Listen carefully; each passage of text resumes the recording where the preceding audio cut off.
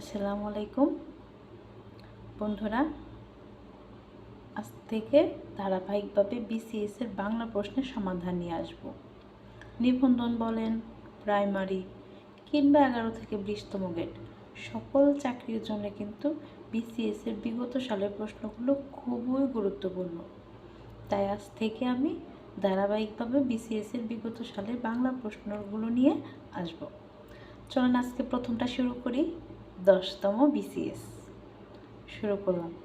আজ থেকে আমি শুরু করব, অপশান বলবো না, শুধু উত্তরটাই বলবো। চলেন শুরু করি।